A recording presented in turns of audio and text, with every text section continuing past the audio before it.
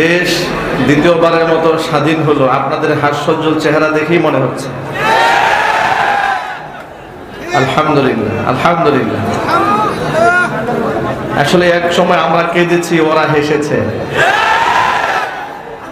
এখন আমরা হাসবো, ওরা কাঁদবে। মহান আল্লাহ রাব্বুল আলামিনের দরবারে আলী শানের লাখ কোটি শুকরিয়া আদায় করছি যে মহান মনিব আমাদেরকে জগদ্দল পাথরের মতো চেপে বসা এক স্বৈরাচারীর জুলুম থেকে, শোষণ থেকে, নির্যাতন থেকে, নিপীড়ন থেকে মুক্ত করে স্বাধীন মন প্রাণ নিয়ে কোরআন সুন্নাহর কথা বলার পরিবেশ নিয়ে হাজার হাজার মানুষ একত্রিত হয়ে কোরআন সুন্নাহ থেকে আলোচনা শোনার সুযোগ করে দিয়েছেন। এজন্য আপনারা খুশি না বেজার? কম না বেশি? উচ্ছ্বসিত কণ্ঠে, খুশি মনে, মন প্রাণ উজাড় করে আল্লাহ পাকের শেখানো ভাষায় শুকরিয়া আদায় করছি। জবান ছেড়ে দিয়ে সকলে একযোগে বলছি আলহামদুলিল্লাহ। রব্বানা লাকাল হামদ হামদান কাসীরা তাইয়িবান মুবারাকান ফীহি। রব্বানা লাকাল হামদু কামা ইয়ানবাগি লিজালালি ওয়াজহিকা ওয়া আযীমি সুলতানিকা। আল্লাহ রাব্বুল আলামিন এই সম্মেলনকে কবুল করুন। অক্লান্ত পরিশ্রম করে এই জান্নাতের বাগান যারা সাজিয়েছেন, দূরদরাজ থেকে শোনার জন্য যারা এসেছেন, আজকের মাহফিলের ওসিলা করে আল্লাহ তাআলা সকলের জিন্দেগির গুনাহ খাতা মাফ করে দেন। অত্র এলাকার সমস্ত মুর্দে গানের কবরে আযাব আল্লাহ তাআলা কিয়ামত পর্যন্ত বন্ধ করে দিন। কাল হাসরের কঠিন ময়দানে এই আয়োজন আল্লাহ তাআলা আমাদের সকলের নাজাতের জারিয়া হিসেবে কবুল করুন। প্রিয় ভাইরা, নবী করিম সাল্লাল্লাহু আলাইহি ওয়াসাল্লামের চেয়ে উত্তম আখলাকের মানুষ পৃথিবীতে ছিল? বর্তমানে আছে? ভবিষ্যতে হওয়ার কি আদৌ কোনো সম্ভাবনা আছে? আল্লাহর পক্ষ থেকে যে আয়াত রাসূলের উপর নাজিল হয়েছে, আল্লাহর নবী সাল্লাল্লাহু আলাইহি সাল্লাম তার কোন বিষয়ে কি উম্মাহ থেকে লুকিয়ে রেখেছেন? না, সব প্রকাশ করে দিয়েছেন, সব প্রকাশ করে দিয়েছেন। এমন কি আল্লাহর হাবিব সাল্লাল্লাহু আলাইহি সাল্লাম উম্মাহকে বলেছেন বিদায় হজের ভাষণে, বাল্লিগু আন্নী ওয়ালাউ আয়া, আমার পক্ষ হতে একটি বাণী হলেও তোমরা অন্যত্র পৌঁছে দাও।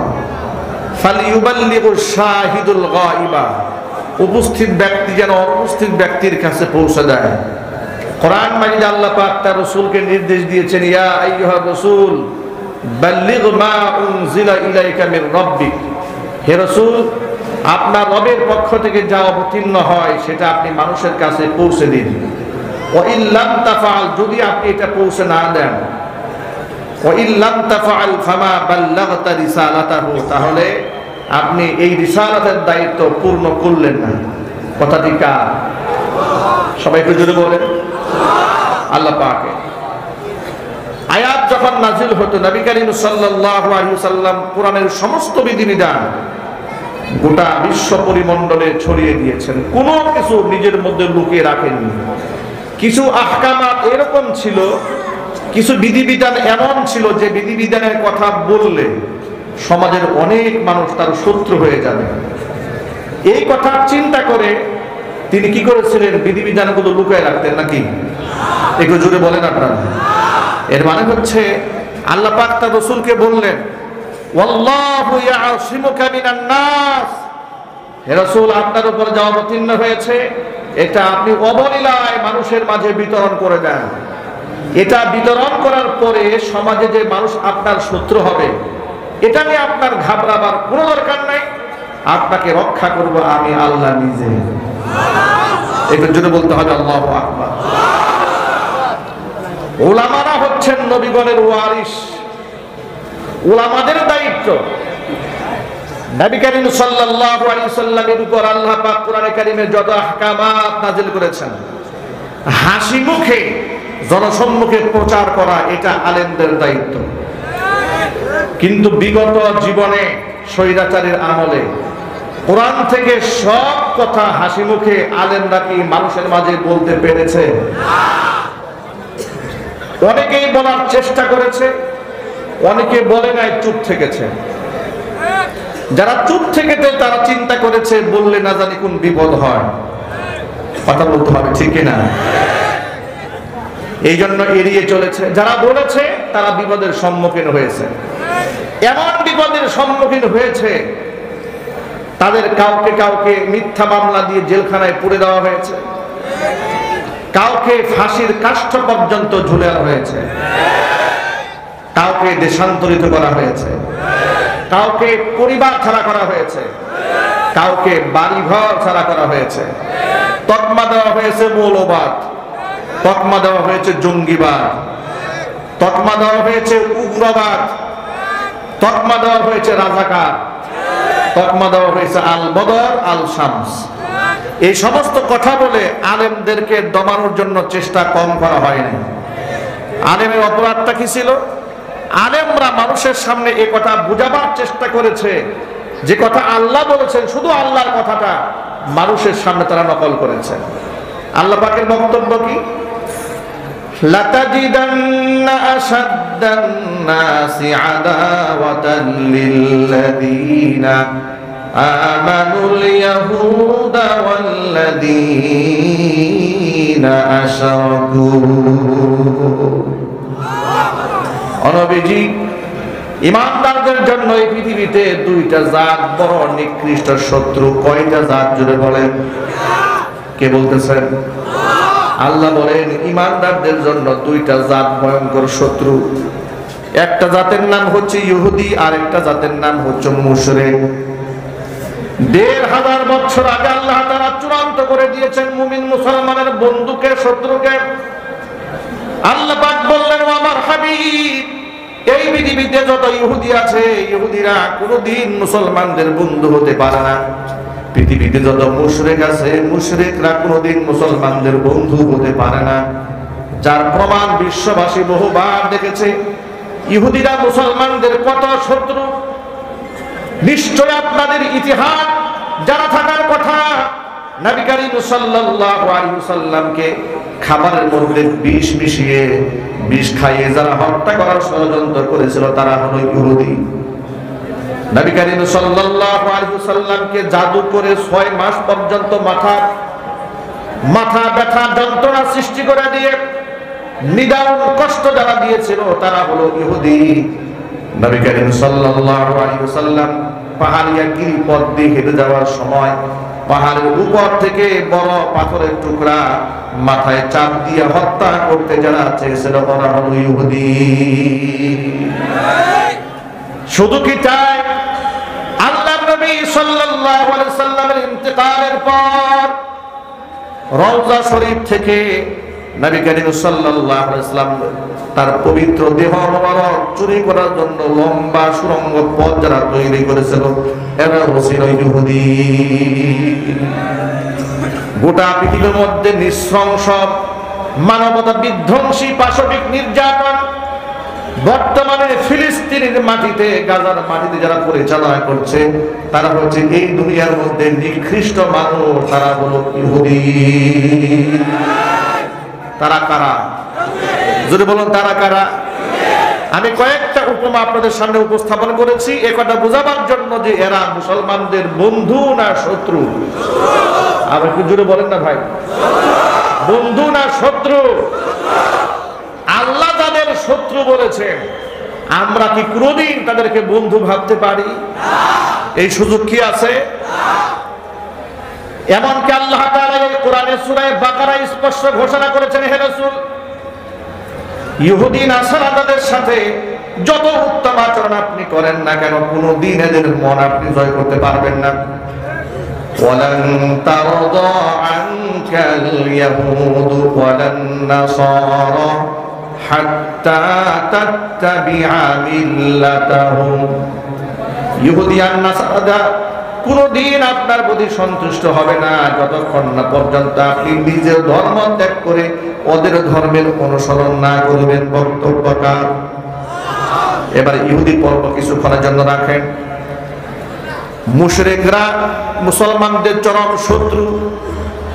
এই কথাটা কতবার আল্লাহ তাআলা কোরআনে উল্লেখ করেছেন, বারবার বলেছেন, লা তাত্তাখিযু আদুব্বি ওয়া আদুওয়াকুম আউলিয়া, তোমরা কখনো আমার শত্রু যারা, তোমাদের শত্রু যারা বেঈমান, এদেরকে বন্ধু রূপে গ্রহণ করো না। হুকুম দিয়েছেন কে?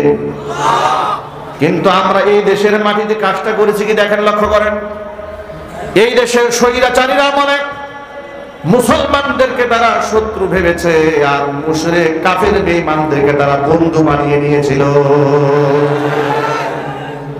তাদের কাছে শত্রু ছিল মামুনুল হক, জুনায়েদ বাবুনগরী, আহমদ শফি। তাদের কাছে শত্রু ছিল রফিকুল ইসলাম মাদানী, আর বন্ধু ছিল নরেন্দ্র মোদী, বন্ধু ছিল শাহরিয়ার কবির, বন্ধু ছিল হাসানুল হক ইনু, বন্ধু ছিল রাশেদ খান মেনন, বন্ধু ছিল শামসুর রহমান, বন্ধু ছিল সাবেক বিচারপতি কালা মানিক। ঠিক কিনা বলেন? আল্লাহ এদেরকে বলেছে এরা মুসলমানের শত্রু। এরা যে মুসলমানের শত্রু এটা তো ব্যাখ্যা করা কোনো দরকার আপনাদের সামনে পড়ার কথা নয়, কারণ বিগত বছরগুলোতে বন্ধুত্বের কোন কাজটা ওরা আমাদেরকে উপহার দিয়েছে।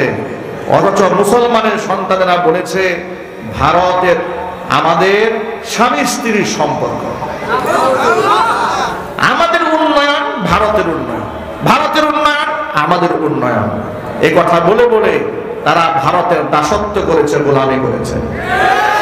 ভারতের রাম বা মুশরিকদেরকে খুশি করার জন্য অসংখ্য আলেমদেরকে মিথ্যা মামলা দিয়ে 2021 সালে 2600 আলেমের নামে মামলা দিয়ে কারাগারে ঢুকিয়ে দিয়েছে। অপরাধ ছিল নরেন্দ্র মোদীকে বাংলাদেশে এনে লাল গালিচা সংবর্ধনা দেওয়া হবে, এটা আলেমরা বিরোধিতা করেছে।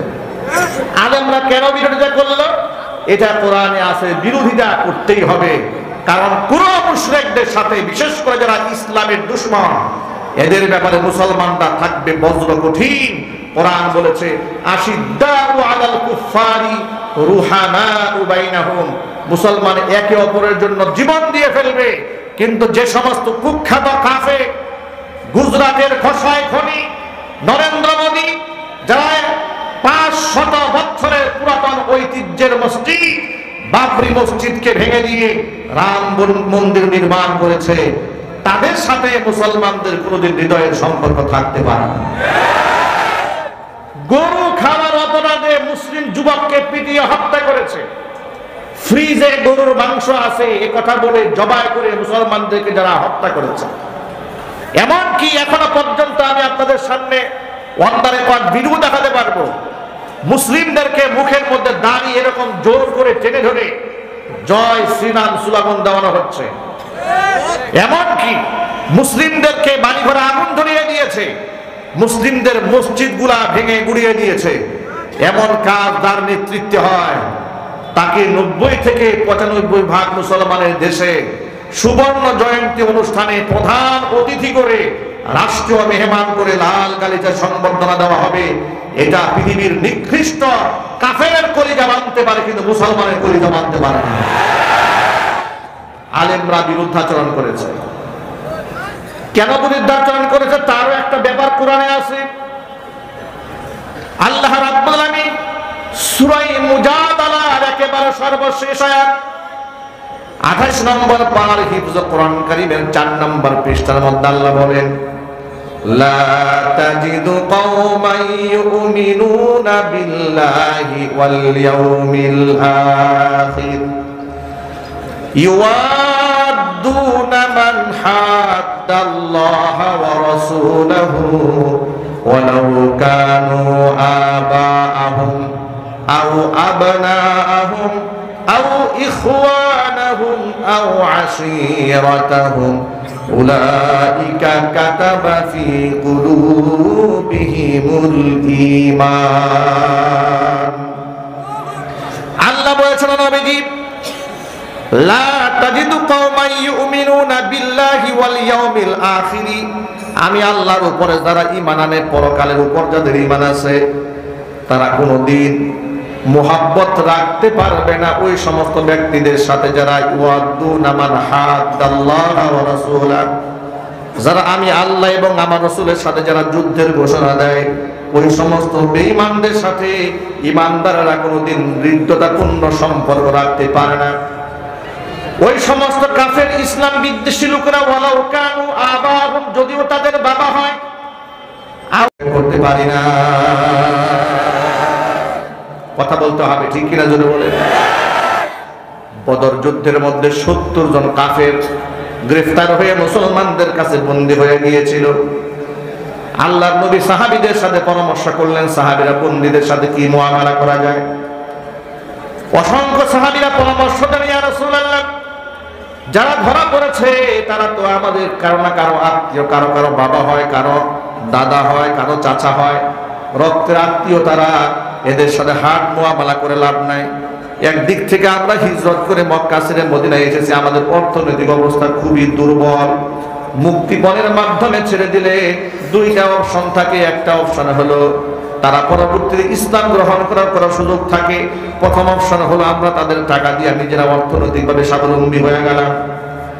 আবু বকর সিদ্দিক রাদিয়াল্লাহু তাআলা আনহু এই একই মতামত ব্যক্ত করলেন। বুখারী শরীফের হাদিসের মধ্যে এসেছে, সর্বশেষ আল্লাহর নবী উমরকে জিজ্ঞেস করলেন, ওয়া মা রা'য়ুকা ইয়া উমর, ও উমর তোমার মতামত কি? উমর বললেন, ওয়াল্লাহি ইয়া রাসূলুল্লাহ মা আরা মা রাআ আবু বকর সিদ্দিক, ও আল্লাহর রাসূল আমি কসম করে বলি আবু বকর যে মতামত ব্যক্ত করেছে আমি উমর ওই মতামতকে ব্যক্ত করতে পারলাম না, আমি অস্বীকার করলাম। আমি আবু বকরের মতামত মানতে পারলাম না। যাদের রক্তের আত্মীয় ধরা পড়েছে, নিজেদের কলিজার টুকরা রক্তের আত্মীয় স্বজনের কল্যাণ তারা নিজ হাতে উড়াই দেবে, একটাই পরিচয়, তারা রাসূলের দুশমন। শুনে আপনারা খুশি হয়ে যাবে, আল্লাহর কাছে হযরত উমরের রায় পছন্দ হয়ে গেছে। চিল্লাইবেন আল্লাহু আকবার। এখান থেকে সুস্পষ্ট বার্তা হলো, নরেন্দ্র মোদীর বিরোধিতা আলেমরা কেন করেছে? কারণ সে ছিল ইসলামের দুশমন।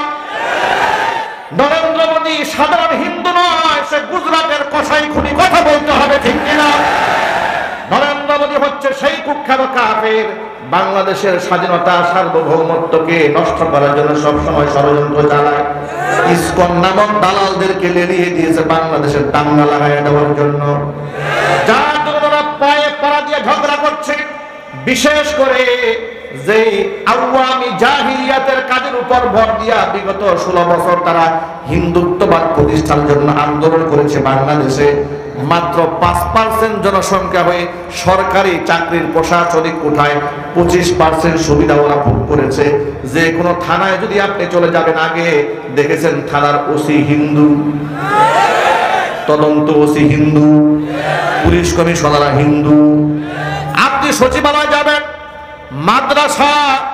মাদ্রাসা শিক্ষার যে সচিবালয় রয়েছে, সেই সচিবালয়ের যিনি সচিব আছেন তিনিও হিন্দু। নাউজুবিল্লাহ বলেন। হিন্দু দিয়ে গোটা দেশটাকে তারা বলে ফেলেছিল। যার কারণ কোথাও মাহফিল করতে গেলে পারমিশন নিতে নিতে কমিটির 12টা বেজে যেত। কোরআনের কথা বলতে আমরা স্বাধীনভাবে বলতে পারি নাই। ডিসি অফিস থেকে 14টা শর্ত দেওয়া হতো আমাদের মাহফিলে। 14টা শর্তের মধ্যে প্রথম শর্ত হচ্ছে সরকারের বিরুদ্ধে টু শব্দ করা যাবে না। কেন করা যাবে না? সরকার প্রতিনিয়ত ইসলাম বিরোধী কর্মকাণ্ড করেছে। আমরা কথা বলবো না তো বলবে কে? কোরআন তো বলেছে প্রতিবাদ করতে হবে। যে আলেম প্রতিবাদ করবে না, কিয়ামতের দিন আল্লাহর আদালতে আসামি হয়ে যেতে হবে। কথা বলতে হবে, ঠিক কি হবে? যুবক ভাইরা আমার, তাহলে ওই সমস্ত কুখ্যাত কাফের যারা এই দেশের স্বাধীনতা নিয়ে চক্রান্ত করে, মুসলমান নিধনের চক্রান্ত করে, এত শান্তি সুখের সন্ধানে দেশের মধ্যে থাকার পরেও এই দেশের প্রতি তাদের কোনো মহাব্বত নাই, ভালোবাসা নাই। রাষ্ট্র স্বাধীন হওয়ার পর থেকে চক্রান্ত মাথাচাড়া দিয়ে দাঁড়িয়েছে। ইসকনের সদস্যরা, আমি আজকে ভর মজলিসে অন্তর্বর্তীকালীন সরকারকে বলছি, ইসকনের প্রভু যে ইসকনের প্রধান গুরু যাকে গ্রেফতার করা হয়েছে, চিন্ময় কৃষ্ণ দাস, এই চিন্ময় কৃষ্ণ দাসের ব্যাকগ্রাউন্ডটা আমরা দেখেছি, অনলাইন সোশ্যাল মিডিয়ার বদৌলতে দেখেছি এই লোকটার চরিত্রের মারাত্মক ঘাটতি রয়েছে। অসংখ্য শিশু বলাৎকারের সাথে সে জড়িত। কথা বলে না কেন? শুধু কি তাই, হিন্দু মুসলিম দাঙ্গা লাগিয়ে দেওয়ার জন্য যে উস্কানিমূলক প্রতিনিয়ত কথা সে বলেছে, এমনকি কোমলমতি শিশু বাচ্চাদেরকে স্কুলে পূজার প্রসাদ খাইয়ে শিশু বাচ্চাদেরকে রাম রাম জয় শ্রীরাম স্লোগান দিয়েছে। এগুলা করেই ওরা ক্ষান্ত হয় নাই। ওরা এই দেশে আলেমদেরকে টার্গেটে পরিণত করেছিল। গতকালকে অ্যাডভোকেট সাইফুল ইসলাম নামক এক তরুণ অ্যাডভোকেট, তাকে আদালত প্রাঙ্গণ থেকে পিছন দিক থেকে ছুরি মেরে নিয়ে গিয়ে প্রকাশ্য দিবালোকে দিনের বেলায় ঠান্ডা মাথায় ছুরি দিয়ে জবাই করে হত্যা করেছে। মুসলমানদের দেশে 5% হয়ে 95% লোকের সাথে এরা কম্পিটিশনে আসতে চায়। আপনারা বুঝেন না কেন আসতে চায়? এদের এই সমস্ত নাচানাচির, ছাগল তো এমনি নাচে না, ছাগলের একটা খুঁটির জোর থাকে। কথা বলতে হবে, ঠিক কিনা? ওরা মনে করে ভারতের প্রভুরা আমাদেরকে রক্ষা করবে। আমরা এই চিন্ময় কৃষ্ণ দাসের অনুসারী তাদেরকে বলবো, ভারতের প্রভুরা তোমাদের মা স্বৈরাচারী হাসিনাকে রক্ষা করতে পারেনি। স্বৈরাচারী হাসিনাকে ওরা রক্ষা করতে পারে নাই। ব্যর্থতার মালা নিয়ে, জুতার মালা নিয়ে দেশ থেকে পালিয়ে যেতে বাধ্য হয়েছে। ইসকনের সদস্যরা যদি মনে করো তোমাদের প্রভুরা তোমাদের রক্ষা করবে, তোমরা বুকার স্বর্গে বসবাস করছো। মুসলমানদের রক্ত নিয়ে আমি ছিনিমিনি খেলো না। মুসলমানের রক্ত যারা একবার পান করেছে ধ্বংস অনিবার্য হয়েছে।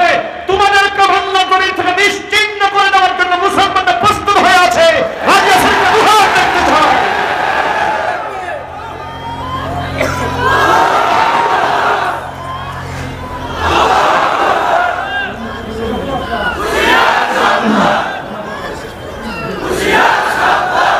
মুসলিম যুবকেরা ঘুমিয়ে থাকার সুযোগ নাই।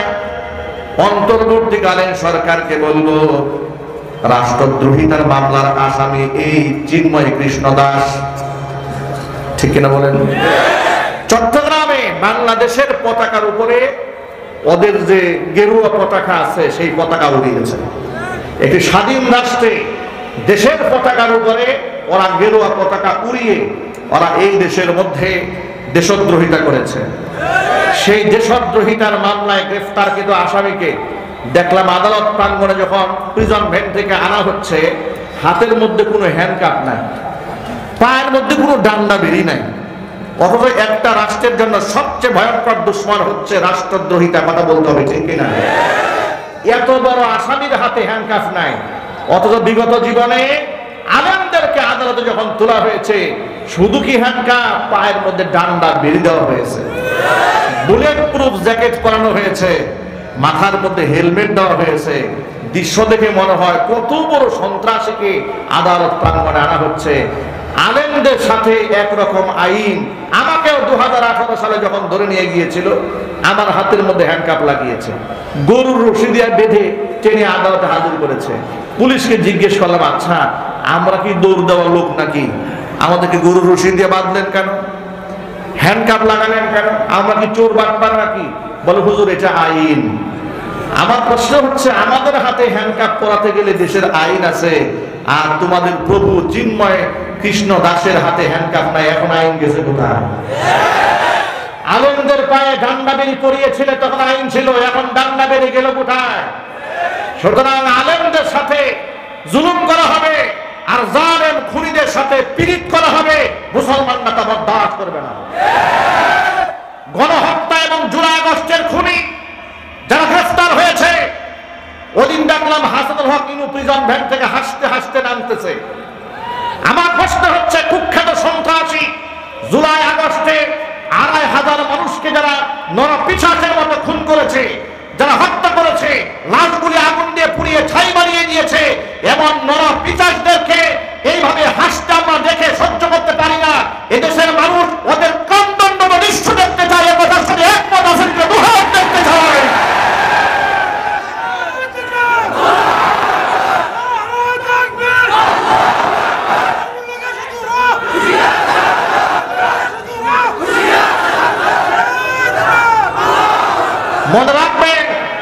দেশের দুশ্মন যারা, ইসলামের দুশ্মন যারা, তাদের সাথে কোনো আপোষ চলবে না।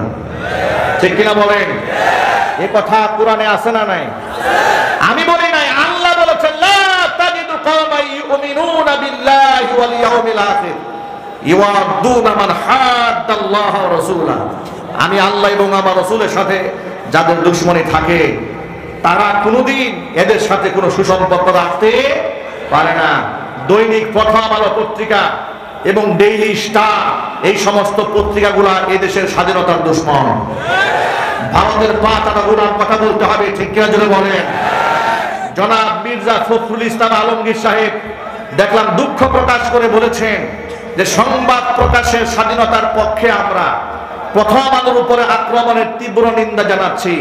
ওনারা হঠাৎ করে স্বৈরাচারীকে যারা তৈরি করলো, সেই প্রথম আলোর প্রতি এত পীড়িত জাগলো কেন? কথা বলতে হবে, ঠিক কিনা জোরে বলেন? সারা বাংলাদেশে আলেমদেরকে জঙ্গি তকমা দিয়ে যারা মানুষের কাছে প্রচার করেছে, সেই ডেইলি স্টার এবং প্রথম আলো পত্রিকার প্রতি ওনার এত সহানুভূতি কোন জায়গা থেকে আসে?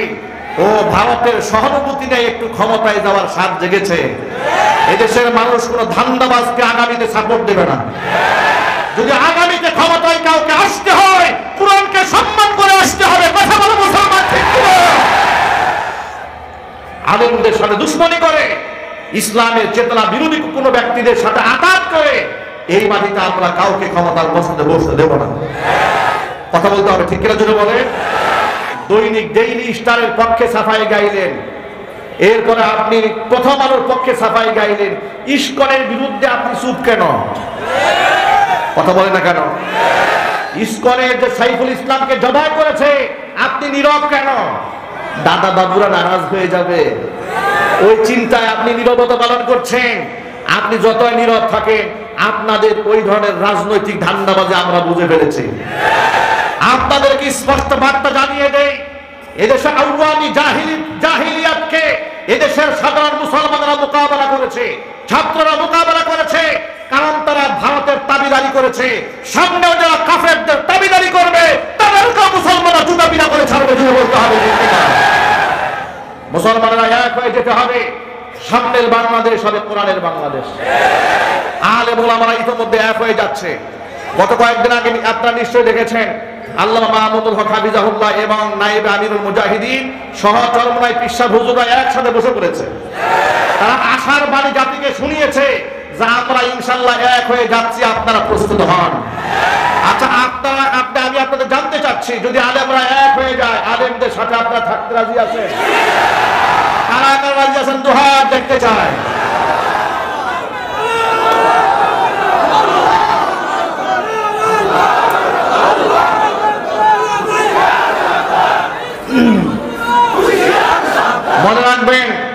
মনে রাখবেন, এই দেশের আলেমরা আর বেনামাজির পিছনে দাঁড়িয়ে থাকবে না। মিথ্যাবাদী ঘুষখোর লম্পটদের কাতারে আর দাঁড়াবে না। তারা এখন সৎ নেতৃত্ব চাচ্ছে, সৎ ব্যক্তিদেরকে সামনে আনতে চাচ্ছে, এমনকি এই দেশে কোরআনে কারিমের আহকামাত বাস্তবায়ন দেখতে চাচ্ছে। এই স্বপ্ন আপনারা দেখেন তো ইনশাআল্লাহ? আল্লাহ তাআলা সকলকে কবুল করেন, মঞ্জুর করেন। এই কথা বললে অনেকেই কষ্ট পান, নারাজ হন, যাহারে হুজুর থেকে না বললেও পারতো। ভাই, আমাদের কিচ্ছু করার নাই, আমাদের বলতে হবে। আপনি নারাজ হলে আমাদের কিচ্ছু যায় আসে না, আমার আল্লাহ নারাজ হয়ে গেলে আমার খবর আছে। যারা আল্লাহর পথে চলে, আল্লাহর কথা বলে, আল্লাহকে ভালোবেসে সপেছে জীবন, তাদের কিসের ভয়, কে করে পরাজয়, শহীদি তামান্নাতে নাচে তার মন। যারা আল্লাহর পথে চলে, আল্লাহর কথা বলে, আল্লাহকে ভালোবেসে সপেছে জীবন, তাদের কিসের ভয়, কে করে পরাজয়, শহীদি তামান্নাতে নাচে তার মন। হাসনা হেনার ভুলে না হৃদয় তার, কালিমার মিষ্টি মাখা হৃদয় রয়েছে যার, হাসনা হিনার গ্রামে ভুলে না হৃদয় তার, কালিমার মিষ্টি মাখা হৃদয় রয়েছে যার, সব পিছু তার ভুলে জিহাদের পথে চলে, সব পিছু তার ভুলে জিহাদের পথে চলে, সে তো তার ঈমান বলে। যারা আল্লাহর পথে চলে, আল্লাহর কথা বলে, আল্লাহকে ভালোবেসে সপেছে জীবন, তাদের কিসের ভয়, কে করে পরাজয়, শহীদি তামান্নাতে নাচে তার মন। যারা আল্লাহর পথে চলে, আল্লাহর কথা বলে, আল্লাহকে ভালোবেসে সপেছে জীবন, তাদের কিসের ভয়, কে করে পরাজয়, শহীদি তামান্নাতে নাচে তার মন।